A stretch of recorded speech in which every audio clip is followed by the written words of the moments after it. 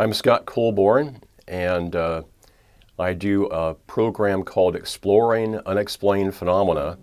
And I started that program back in 1984, in October of 1984. And we have the distinction of being the world's longest running paranormal talk radio program.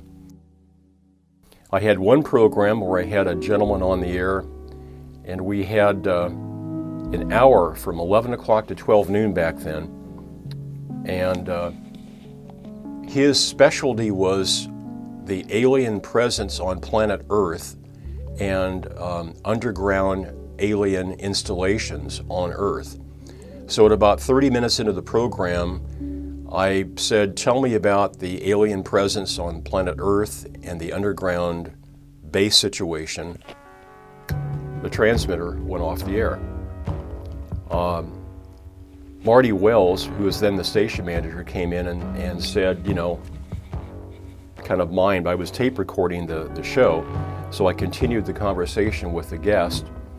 Bob Malmquist was the chief engineer back then, so Bob got into his car. He'd been listening to the program and drove down and manually restarted the show.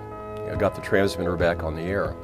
So after my show was over, I grabbed Bob and took him into a production studio and recorded a short interview with him saying, Bob, what happened? And basically we had the possibility of there being a power surge, in which case the lights would have flickered. A lot of the board equipment, including my cassette deck, would have been starved for power and would have shut down. We saw no evidence of that at all. The second thing is that somebody could have come into the transmitter room and manually shut the transmitter off, turn it back on. And that would be enough for the protection circuit to be tripped, and it would take it offline. The third is that somebody from someplace outside the studio or something interfered with the transmitter. And then the other possibility was that there was a tube component that had failed, and then as it cooled, it had rehealed, allowed it to be restarted then. And Bob explained that if it was a tube component that was failing, that failure would get quicker and quicker and quicker until it no longer would work. That transmitter worked for 18 months without incident. So we were left with a very unusual show that Saturday morning where somehow, either by coinkydink and or other nefarious ways, the transmitter was shut down. But I started at KZUM before, in 82 or 83, and I started a program called Woodstock and Obscure Rock. Clark Besh was doing a program called Strictly 60s. And so I shadowed with Clark for 4 to 6 months, just coming down every Wednesday night and sitting behind him and basically watching what he did with the Air Studio board.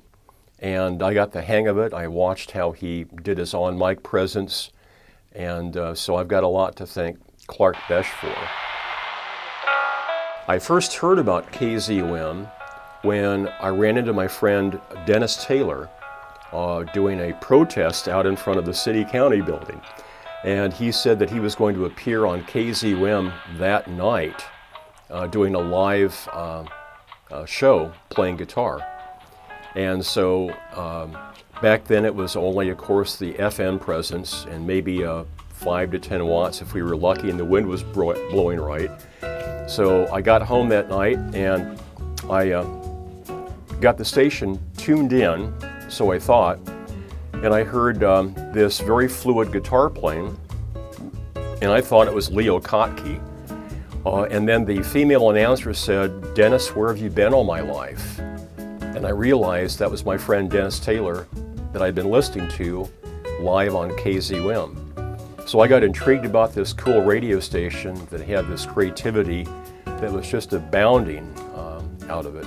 At 10th and Q, one morning we had the Shrine Parade going by outside. So it was a Saturday morning, and my then co-host Ray Boucher and I got the great idea of putting microphone cables together and with Ken Ringline's help, We strung microphone cables from the air studio all the way out to the corner of 10th and Q and stood out there and did commentary, watching the Shriners and the parade go by. Then we had people that called the station and complained about our commentary.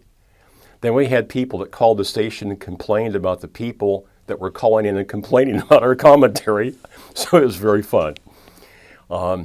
Early on, we had between Woodstock and Obscure Rock and Hardy Home, he was doing Strawberry Fields, the Beatles show. We had a very, very friendly rivalry. So during one of our fundraisers, as a fun rivalry, we thought, let's have the listeners vote for their favorite band. And so he championed the Beatles, I championed the Rolling Stones. The night before, it was rumored that he'd gone down to the Zoo Bar and basically bought votes.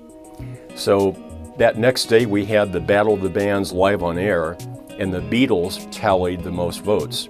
Well, so the winner, Hardy Home, got to throw a pie in the face of the loser, which was me.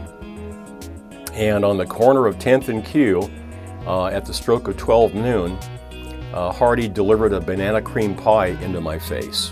And I had banana cream pie up my nose for a couple of days, or so it seemed. And then that fall, we did it again for another fundraiser.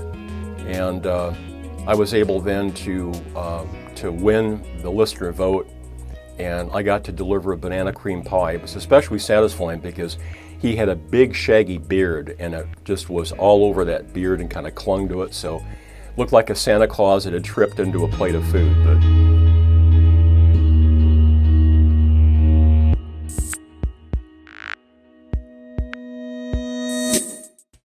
And thank you so much for your support and for listening. Stay curious.